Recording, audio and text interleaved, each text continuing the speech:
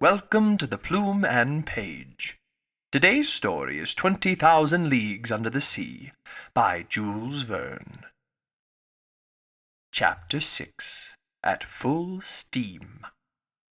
At this shout, the entire crew rushed towards the harpooner. Commander, officers, mates, sailors, cabin boys, down to engines leaving their machinery, and stokers neglecting their furnaces.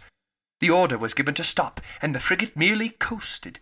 By then the darkness was profound, and as good as the Canadian's eyes were, I still wondered how he could see, and what he had seen. My heart was pounding fit to burst.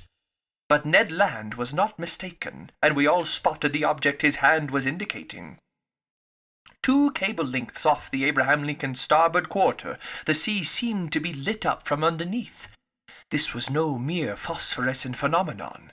That much was unmistakable. Submerged some fathoms below the surface of the water, the monster gave off that very intense but inexplicable glow that several captains had mentioned in their reports. This magnificent radiance had to come from some force with a great illuminating capacity. The edge of its light swept over the sea in an immense, highly elongated oval, condensing at the center into a blazing core whose unbearable glow diminished by degrees outward. "It's only a cluster of phosphorescent particles," exclaimed one of the officers. "No, sir," I answered with conviction. "Not even angel-wing clams or salps have ever given off such a powerful light. That glow is basically electric in nature. Besides, look! It's shifting! It's moving back and forth! It's darting at us!" A universal shout went up from the frigate. "Quiet!" Commander Farragut said. "Helm hard to leeward! Reverse engines!" Sailors rushed to the helm, engineers to their machinery. Under reverse steam immediately, the Abraham Lincoln beat to port, sweeping in a semicircle. "Right your helm! Engines forward!" Commander Farragut called. These orders were executed, and the frigate swiftly retreated from this core of light. My mistake.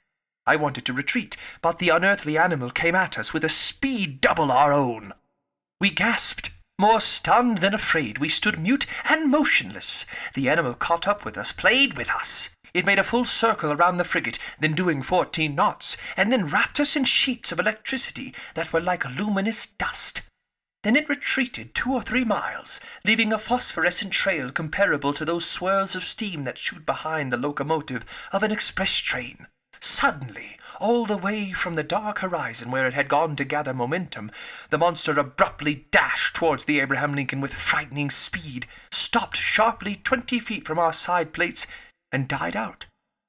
Not by diving under the water, since its glow did not recede gradually, but all at once, as if the source of this brilliant emanation had suddenly dried up.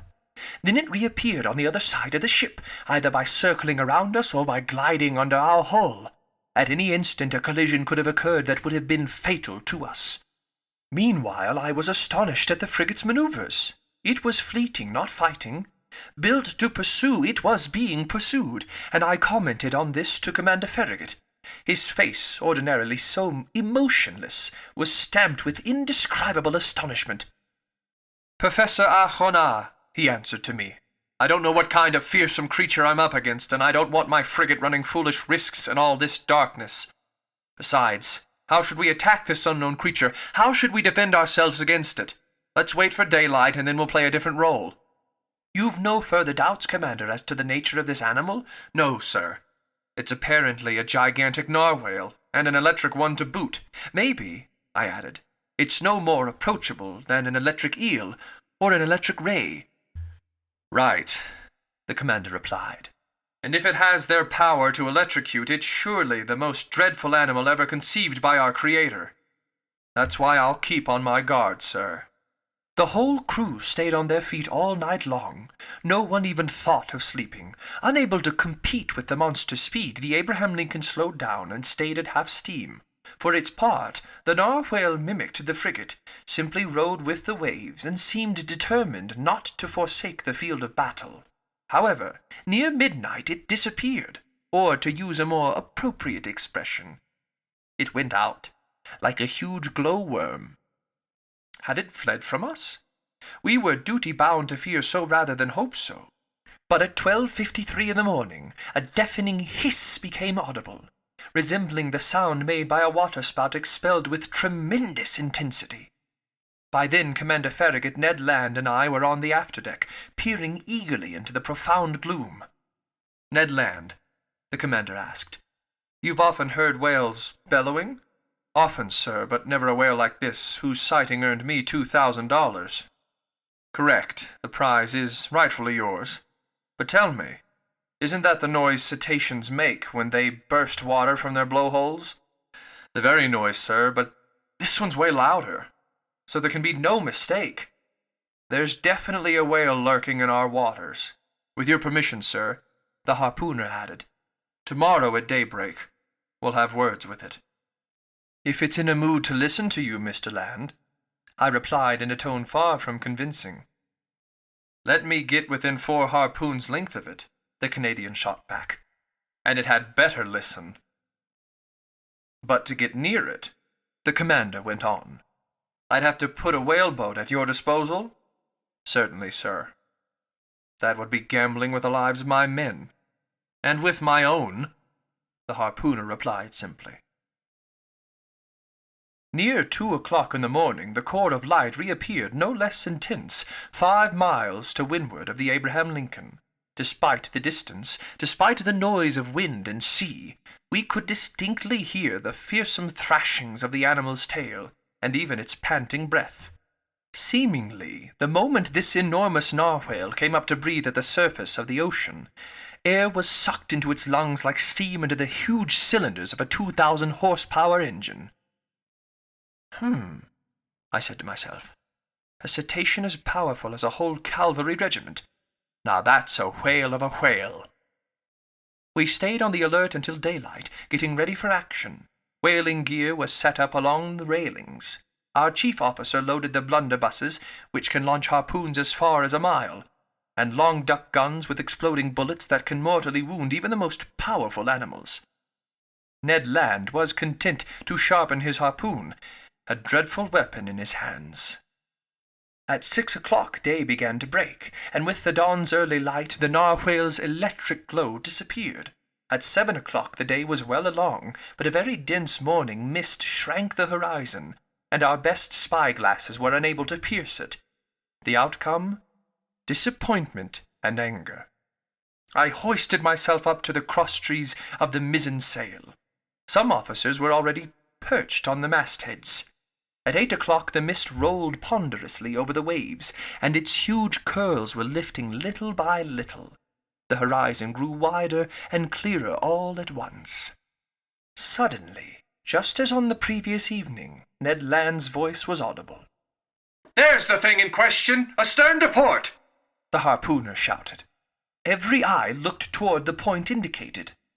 There, 1.5 miles from the frigate, a long blackish body emerged 1 meter above the waves. Quivering violently, its tail was creating a considerable eddy.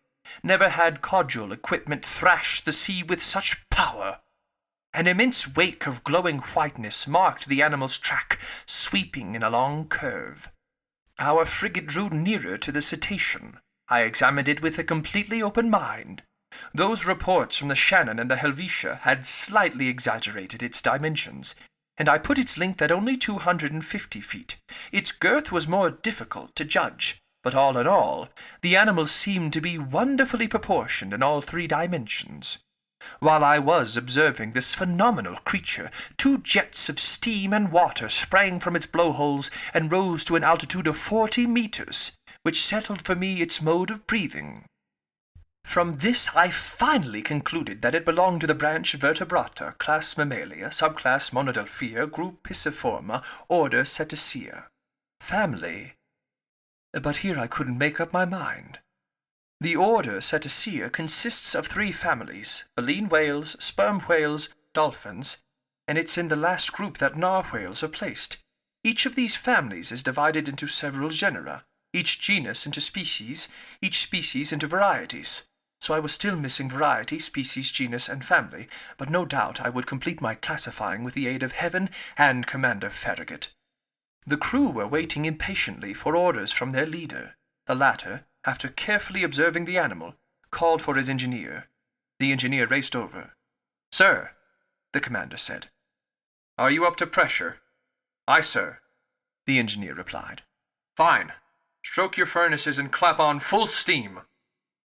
3 cheers greeted this order. The hour of battle had sounded. A few moments later, the frigate's 2 funnels vomited torrents of black smoke, and its deck quaked from the trembling of its boilers. Driven downward by its powerful propeller, the Abraham Lincoln headed straight for the animal. Unconcerned, the latter let us come within half a cable length. Then, not bothering to dive, it got up a little speed, retreated, and was content to keep its distance. This chase dragged on for about 3/4 of an hour without the frigate gaining 2 fathoms on the cetacean. At this rate, it was obvious that we would never catch up with it. Infuriated, Commander Farragut kept twisting the thick tuft of hair that flourished below his chin. "Ned Land," he called. The Canadian reported at once. "Well, Mr. Land," the commander asked, "do you still advise putting my longboats to sea?" "No, sir," Ned Land replied, "because that beast won't be caught against its will." "Then what should we do?" "Stoke up more steam, sir, if you can. As for me, with your permission, I'll go perch in the bobstays under the bowsprit, and if we can get within a harpoon length, I'll harpoon the brute." "Go to it, Ned," Commander Farragut replied. "Engineer," he called, "keep the pressure mounting." Ned Land made his way to his post. The furnaces were urged into greater activity. Our propeller did 43 revolutions per minute, and steam shot from the valves. Heaving the log, we verified that the Abraham Lincoln was going at the rate of 18.5 miles per hour. But that damned animal also did a speed of 18.5. For the next hour, our frigate kept up this pace without gaining a fathom. This was humiliating for one of the fastest racers in the American Navy. The crew were working up into a blind rage. Sailor after sailor heaved insults at the monster, which couldn't be bothered with answering back.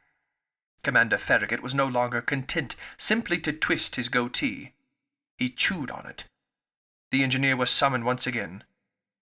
"You're up to maximum pressure?" the commander asked him. "Aye, sir," the engineer replied. "And your valves are charged to 6.5 atmospheres. Charge them to 10 atmospheres." A typical American order, if I ever heard one. It would have sounded just fine during some Mississippi paddle-wheeler race to outstrip the competition. "Conseil," I said to my gallant servant now at my side, "you realize that we'll probably blow ourselves sky-high?" "As master wishes," Conseil replied. "All right," I admitted. I did wish to run the risk. The valves were charged. More coal was swallowed by the furnaces. Ventilators shot torrents of air over the braziers. The Abraham Lincoln's speed increased. Its masts trembled down to their blocks, and swirls of smoke could barely squeeze through the narrow funnels. We heaved the log a second time. "Well, helmsman?" Commander Farragut asked. 19.3 miles per hour, sir." "Keep stoking the furnaces." The engineer did so. The pressure gauge marked 10 atmospheres, but no doubt the cetacean itself had warmed up, because without the least trouble it also did 19.3. What a chase! No, I can't describe the excitement that shook my very being. Ned Land stayed at his post, harpoon in hand. Several times the animal let us approach. "We're overhauling it!" the Canadian would shout. Then, just as he was about to strike, the cetacean would steal off with a swiftness I could estimate at no less than 30 miles per hour. And even at our maximum speed, it took the liberty of thumbing its nose at the frigate by running a full circle around us. A howl of fury burst from every throat. By noon, we were no farther along than at 8 o'clock in the morning. Commander Farragut then decided to use more direct methods. "Bah," he said. "So that animal is faster than the Abraham Lincoln? All right. We'll see if it can outrun our conical shells. Mate, man the gun in the bow." Our forecastle cannon was immediately loaded and leveled. The cannoneer fired a shot, but his shell passed some feet above the cetacean, which stayed half a mile off. "Over to somebody with better aim," the commander shouted. "And $500 to the man who can pierce that infernal beast." Calm of eye, cool of feature, an old grey-bearded gunner, I can see him to this day, approached the cannon, put it in position, and took aim for a good while. There was a mighty explosion mingled with cheers from the crew. The shell reached its target. It hit the animal, but not in the usual fashion. It bounced off that rounded surface and vanished into the sea 2 miles out. "Oh, drat!" said the old gunner in his anger. "That rascal must be covered with 6-inch armor plate. Curse the beast!" Commander Farragut shouted. The hunt was on again, and Commander Farragut leaned over to me, saying, "I'll chase the animal till my frigate explodes."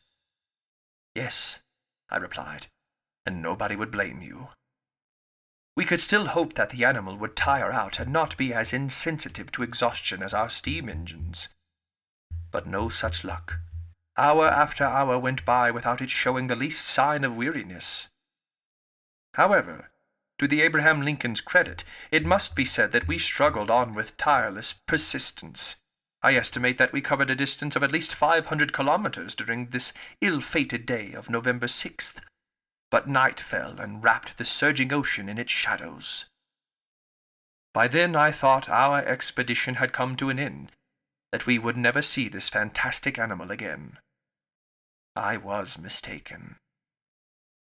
At 10:50 in the evening, that electric light reappeared 3 miles to windward of the frigate, just as clear and intense as the night before.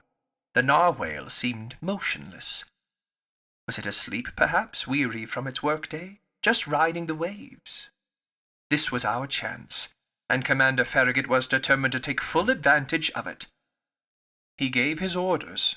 The Abraham Lincoln stayed at half steam, advancing cautiously so as not to awaken its adversary.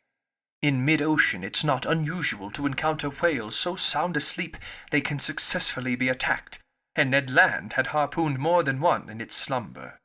The Canadian went to resume his post on the bobstays under the bowsprit. The frigate approached without making a sound, stopped 2 cable lengths from the animal and coasted. Not a soul breathed on board. A profound silence reigned over the deck. We were not 100 feet from the blazing core of light, whose glow grew stronger and dazzled the eyes.